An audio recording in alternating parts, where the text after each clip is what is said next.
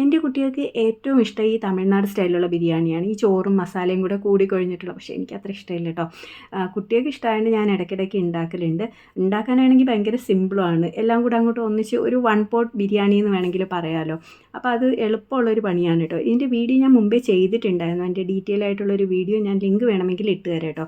അപ്പോൾ എനിക്ക് കുക്ക്ഡ് എന്ന് പറയുന്ന ഒരു ചാനലുകാർ കുറച്ച് പ്രൊഡക്റ്റുകൾ അയച്ചു തന്നിട്ടുണ്ടായിരുന്നു. അതിൽ ഒന്നായിരുന്നു ഡിണ്ടിഗൽ ബിരിയാണി മസാല. അവർ ഓൾറെഡി പ്രീ കുക്ക്ഡാണ്. ജസ്റ്റ് അതിലേക്ക് ചിക്കനും ചേർത്ത് കൊടുത്തിട്ട് നമുക്ക് ഇത് പക്ഷേ ഒരു ഗ്ലാസ് അരി ഉണ്ടാക്കാനുള്ള മസാല ഉണ്ടായിരുന്നുള്ളൂ കേട്ടോ.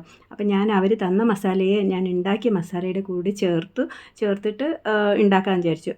ഏകദേശം നമ്മളുടെ ആ ഒരു മസാലയുടെ അതേ ടേസ്റ്റ് തന്നെയാണ് വരുന്നത്. പിന്നെ ഞാനിതിൽ എക്സ്ട്രാ ചേർക്കുന്നത് തൈരൊക്കെ ചേർക്കുന്നുണ്ട് കേട്ടോ. എന്നിട്ട് ചിക്കന് ചേർത്ത് കൊടുത്ത് നല്ലതുപോലെ മിക്സ് ചെയ്തതിന് ശേഷം അവർ പിന്നെ അതിൻ്റെ കൂടെ ബിരിയാണി ഓയിൽ എന്ന് പറഞ്ഞുകൊണ്ട് ഒരു ഓയിൽ, അതായത് നമ്മുടെ ഈ ഗരം മസാലയൊക്കെ ഇട്ട് മൂപ്പിച്ചെടുത്ത ഓയിലാണെന്ന് തോന്നുന്നു. ഒരു പ്രത്യേക ഒരു മണം ഉണ്ടായിരുന്നു കേട്ടോ. അതുകൂടെ ഞാൻ ചേർത്ത് കൊടുത്തിട്ടുണ്ടായിരുന്നു. പിന്നെ അതുപോലെ തമിഴ്നാട് ബിരിയാണി കൂടുതൽ ഉണ്ടാക്കുന്നത് ജീരകശാല അരിയിൽ തന്നെയാണ്. അപ്പം നമ്മുടെ സാധാരണ ജീരകശാല അരി എടുത്ത് ഒരു ഗ്ലാസ് അരിക്ക് 1.5 ഗ്ലാസ് വെള്ളം നല്ലപോലെ വെട്ടി തിളയ്ക്കുമ്പോഴത്തേക്ക് വേണം ഈ അരി ചേർത്ത് കൊടുക്കുക. അരി കുതിർത്തരുത് കേട്ടോ, കഴുകി എടുത്തിട്ട് വേണം ചേർത്ത് കൊടുക്കാനായിട്ട്.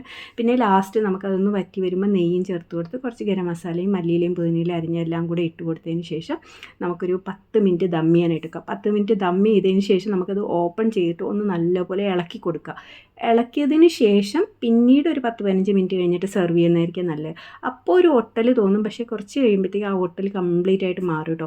നല്ല അടിപൊളി ടേസ്റ്റി ബിരിയാണിയാണ്. അപ്പോൾ ലിങ്ക് വേണമെന്നുള്ളവർ കമൻറ്റ് ചെയ്യാൻ മറക്കരുത്. അടിപൊളി ബിരിയാണിയാണ്, ഒന്ന് ട്രൈ ചെയ്ത് നോക്ക് കേട്ടോ.